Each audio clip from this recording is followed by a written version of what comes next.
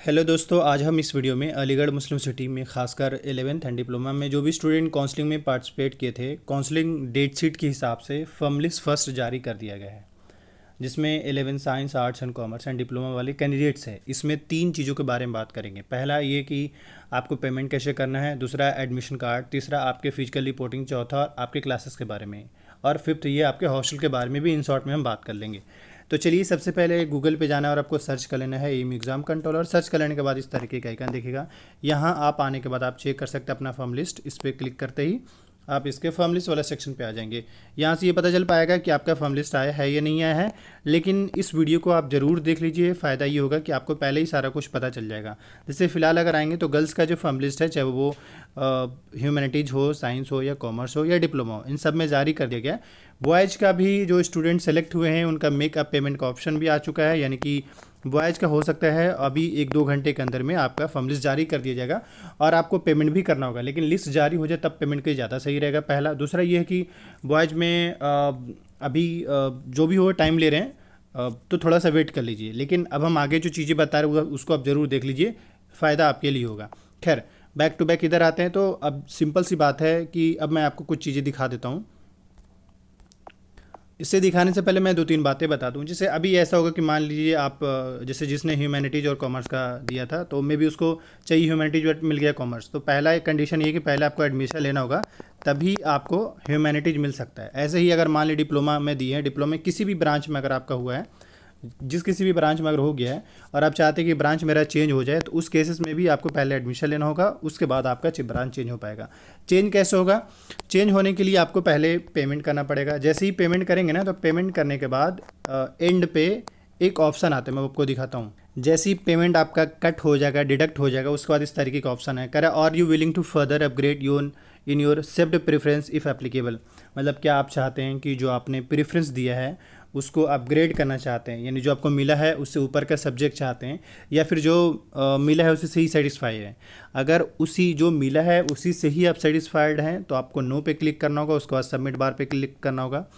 और अगर आप चेंज करना चाहते हैं, यानी अपग्रेड करना चाहते हैं, चेंज का मतलब ये नहीं कि आप साइंस वाला आर्ट्स में चला जाएगा, आर्ट्स वाला कॉमर्स में, ऐसा कुछ नहीं होगा। हाँ, आर्ट्स कॉमर्स हो सकता है, साइंस में होगा कि पीसीबी पीसीएम दे दे, ये ऐसा हो सकता है। तो यहाँ पे अगर आप अपग्रेड करना चाहते हैं, यानी कि आप ह्यूमैनिटीज़ से कॉमर्स में जाना चाहते हैं, या फिर अगर आप उसमें स्कूलिंग वाला भी मामला हो सकता है, आपको एसटीएस दे दे और आपको चाहिए सीनियर सेकेंडरी, तो उस केसेस में भी आपको यस पे क्लिक करना है। अगर आप चेंज कराना चाहते हैं तो इस पर टिक करेंगे और सबमिट बार पे क्लिक करेंगे, तो इस तरीके से आपका पेमेंट भी हो जाएगा और आपका अपग्रेडेशन भी हो जाएगा, जो अपग्रेडेशन को लेकर बार बार स्टूडेंट का डाउट्स है। तो मेरे ख्याल से बेसिक चीज़ समझ में आ गया कि पेमेंट होने के बाद ही आपका होगा। अब हम आपको प्रोसेस दिखाते हैं पेमेंट किस तरीके से करना है।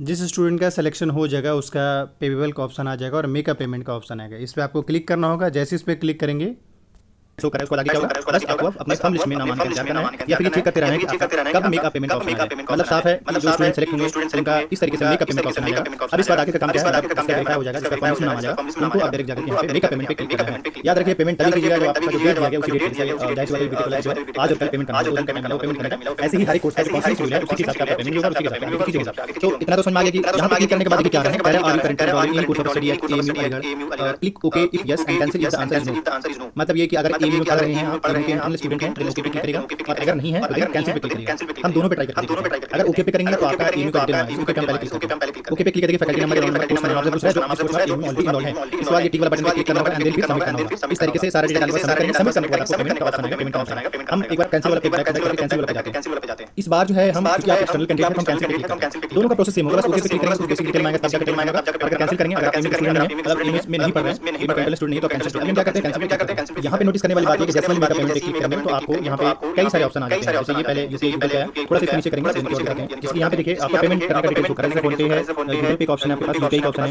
पेटीएम का ऑप्शन है। लेकिन अगर आप हमसे कहेंगे तो मैं तो यही कहूँगा कि आप जो है कार्ड के थ्रू करिए। कार्ड के थ्रू करेंगे तो आपको पेमेंट मतलब रिस्क कम है, तो कार्ड पे क्लिक करेंगे। अभी इस वजह से क्लिक करेंगे देखिए, तो आपको कार्ड नंबर डालना पड़ेगा, एक्सपायरी डेट डालना पड़ेगा, और उसके बाद कार्ड होल्डर नेम और सीवीवी। उसके बाद पे पे क्लिक करेंगे। जैसे ही इस पे क्लिक करेंगे इसके बाद सीधा आपको एक ओटीपी जाएगा, उसका पेमेंट जाएगा। पेमेंट जैसे ही होगा, जब फाइनल पे बैक टू बैक आएंगे तो फिर आपके पास एक ऑप्शन आएगा क्या, यहाँ पे मैं बता दूं कि जैसे जब पेमेंट करेंगे उसके बाद ही जो मैंने अपग्रेड का जो अभी इससे पहले दिखाया था कि क्या आप अपना ब्रांच अपग्रेड करना चाहते हैं, तो वहाँ पे यस या नो ऑप्शन आएगा, वहाँ पे यस कर लेंगे अगर आप चेंज कराना चाहते हैं तो। अब नेक्स्ट बात है, जब पेमेंट हो जाएगा उसके बाद क्या दिखेगा। आप देखिए आ रहा है, अब देखिए आ रहा है फाइनल रीसबमिट आ रहा है यहाँ पे देखिए। तो अभी फाइनली तो अभी फाइनली मेरा डॉक्यूमेंट कह सकते हैं कि अपलोड हो चुका है, समझे कि नहीं। अब इसका हम आपको पेमेंट का दिखा देते हैं एक बार। ये मैं दिखा रहा हूँ कि अगर आपका फी पेमेंट हो जाएगा उसके बाद इस तरीके का इंटरफेस दिखेगा, स्टेटस पे कंप्लीटेड शो करेगा। ये आप चाहे वो किसी भी कोर्स में से बीटेक वाले स्टूडेंट हो या 11th वाले का पेमेंट का मतलब पेमेंट हो, उनका भी ऐसे ही होगा।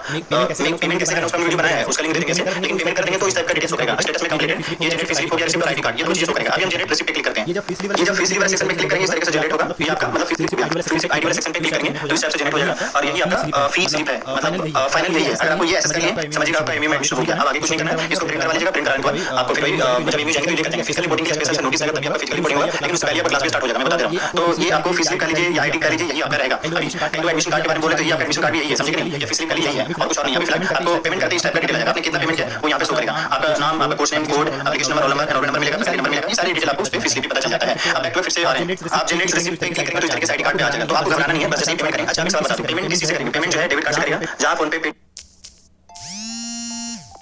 इस वीडियो को देखने के बाद फाइनली आपको इतना तो समझ में आ ही गया होगा कि पेमेंट कैसे करना है और उसके बाद फिर एडमिशन कार्ड जो जनरेट होता है उसको डाउनलोड करना है, ये दो चीज़ें। तीसरी चीज़ की अब सवाल होगा कि आपका फिजिकल रिपोर्टिंग और क्लासेस को लेकर।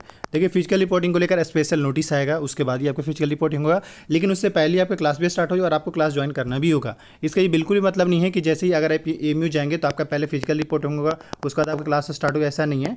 आपको बेसिकली नोटिस आ जाएगा, क्लास ज्वाइन करने को कहा जाएगा, आप क्लास ज्वाइन कर लेंगे, उसके बाद आपका फिजिकल रिपोर्टिंग होगा बीच में, मतलब बाद में नोटिस आता है फिजिकल रिपोर्टिंग को लेकर। तो ये चीज़ है पहला। अब हम यहाँ पे थोड़ा सा एडिशनल पॉइंट ये बता दें कि क्लासेस कब से स्टार्ट हो सकते हैं। तो मेरे हिसाब से 1 अगस्त से आपके क्लासेस स्टार्ट हो सकते हैं। बाकी अभी नोटिस आने का इंतजार कीजिए, क्योंकि अभी पहला लिस्ट है, सेकंड राउंड में भी कई बच्चे एनरोलमेंट कर लेंगे, या मे बी पहला राउंड कंप्लीट होते ही आपका नोटिस आ जाएगा, यानी कि 20 से 25 के बीच में आपका क्लास को लेकर नोटिस आ सकता है। अच्छा, ये जो वीडियो मैंने बताया है खासकर पेमेंट वाला और वो एडमिशन कार्ड वाला, ये सभी के लिए कॉमन है, मतलब सभी का प्रोसेस सेम ही, अलग नहीं होगा, ठीक है। अलग बात है आपको बीटेक दिखा और बाकी कोर्स दिखा, लेकिन एक्चुअल में ये कि चाहे 11th हो या किसी भी कोर्स को, सबके लिए कॉमन ही तरीका, अलग नहीं है। चलिए आज की वीडियो में इतना ही। हाँ, अब थोड़ा सा हम बात कर लेते हैं कि इस बार 11 साइंस एंड डिप्लोमा में कितना वेटिंग क्लियर हुआ है। 11 साइंस में भी काफ़ी सारे वेटिंग क्लियर हुए हैं। एक तो मतलब हम ऐसा मानकर चलते हैं कि इस बार 11 साइंस के अंदर जो है एटलीस्ट 250 के आसपास, और 11 आर्ट के अंदर भी कम से कम 100 के आसपास वेटिंग क्लियर हुए होंगे। अभी एग्जैक्ट एक्यूरेट डेटा दे पाना मुश्किल है।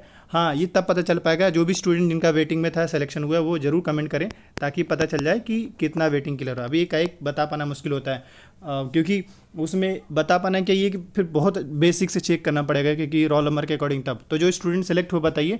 पर हाँ, इस बार वेटिंग ज़्यादा क्लियर होंगे, काफ़ी वेटिंग क्लियर, क्योंकि बिहार बोर्ड के साथ जिस तरीके से एमयू ने गलत काम किया है, यानी उनके मार्कशीट की वजह से जिस तरीके से उनको सस्पेंस पेंडिंग में डाल रखा है, ये बहुत गलत किया एमयू ने। इवन एमयू के जूनियर भी इस मामले में शामिल है, क्योंकि एटलीस्ट उनको चाहिए था कि इस पर आगे स्टेप लेकर के उनका सोल्यूशन निकाले, और उन्हें पेंडिंग में डालकर छोड़ दिया। ऐसे में जाहिर सी बात है, सीट्स फुल हो जाएंगे तो थोड़ी उनको मौका मिल पाएगा। तो ये सारी चीज़ें हैं। तो खैर अभी देखिए क्या होता है। बाकी है कि बिहार बोर्ड के स्टूडेंट या जिसके भी डॉक्यूमेंट इशू है, वो डॉक्यूमेंट ऑफिशियल बेस पे रेडी करिए। पहला बिहार बोर्ड के स्टूडेंट जो है वो भी अपना मार्कशीट जैसे भी हो रेडी कीजिए, नहीं तो आपके साथ दिक्कत होना तय है। बाकी कोई भी डाउट्स क्वेरी होता है कमेंट कीजिए। साथ ही मैं ये भी बता दूं, जाहिर सी बात है इस बार आपने एंट्रेंस दिया, एमयू जामे का आपका नहीं हुआ, तो अगले साल के लिए अगर आप तैयारी करना चाहते हैं, आप वीडियो के डिस्क्रिप्शन बॉक्स में व्हाट्सअप नंबर है, मैसेज कर लिए। कोई डाउट्स अगर यहाँ पे सॉल्व नहीं होते तो आप मुझे इंस्टाग्राम पे फॉलो कर सकते हैं। वीडियो के डिस्क्रिप्शन बॉक्स में इंस्टाग्राम का लिंक मैंने दे रखा है। Thank you.